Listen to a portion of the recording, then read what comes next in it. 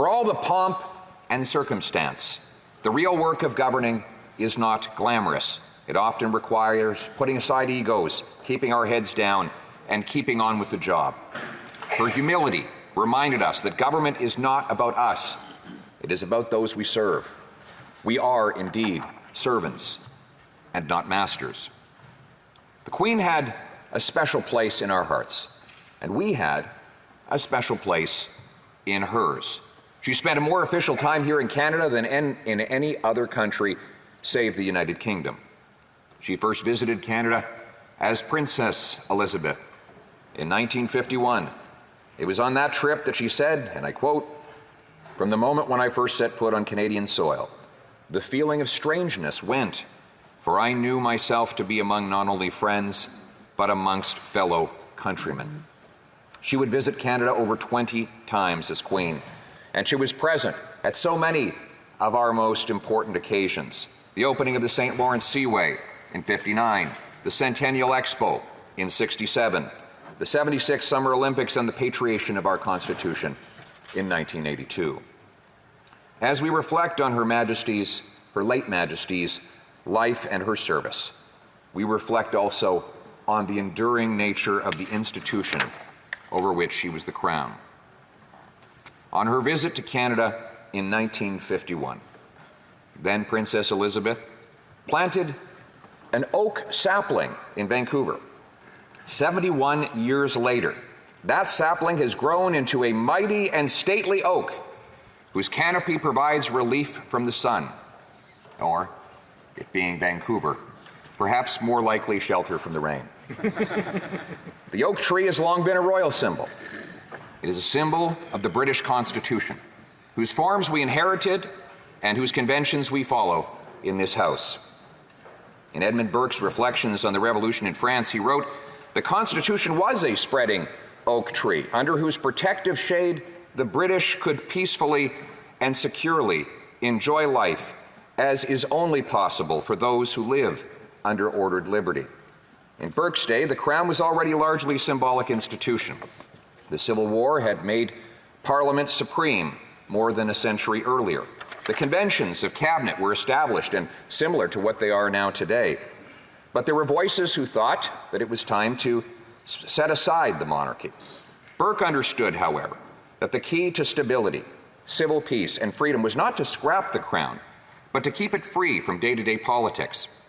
When each of us entered this place, this Parliament of ours, we entered a place rooted in a historic compromise between Crown and Commoner, a compromise that was forged over centuries through bloody conflict, but also through peaceful evolution. The authority of the Crown may in a sense be fictional, but it is also functional. You see, the separation of symbolic authority from political power allows partisan politics to be contested fearlessly without threatening the enduring constitutional order. Parties and politicians come and go, the Crown endures. The division of duties, or the org chart, as we might say in workplace lingo, is simple. The Crown preserves parliamentary democracy, and the commoners practice it, as we do here in this place. And where does all this come from? Well, it's at least as old as the Magna Carta itself. In 1215, the barons gathered in the fields of Runnymede outside London to confront the king. They were angry at being overtaxed to fund royal adventurism overseas and frustrated by arbitrary excesses of royal power at home. And they were determined to rein in the Crown's authority. The barons forced King John to sign the Great Charter, the Magna Carta, which spelled out the rights and freedoms that the Crown must honor. This was and is liberty under the law. Over the next 800 years, those liberties would be gradually extended, improved upon, and given to citizens not only of the United Kingdom, but all of those who inherited British-style parliamentary democracy. Now, though this system is 800 years old, it is only one generation deep. If one generation throws it away, all may lose it forever. And that is why the work of Her Majesty in preserving that liberty and that system is such a treasured gift to us all and to many more yet to come. As Burke put it, it is a partnership between those who are living, those who are dead, and those who are yet to be born. We are the living generation, and we have a duty to pass on to our children what Diefenbaker called the heritage of freedom we inherited from our ancestors.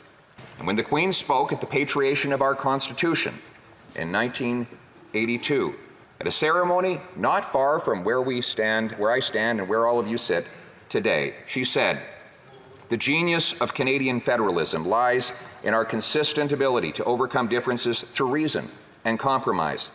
That ability is reflected in the willingness of ordinary people of French-speaking and English-speaking Canada and of all regions to respect each other's rights and to create the conditions together under which all may prosper in freedom." It is with a heavy heart, but heartfelt thanks, and with confidence in the future that I say, Godspeed, Queen Elizabeth II, God save the King, and God bless Canada. Thank you.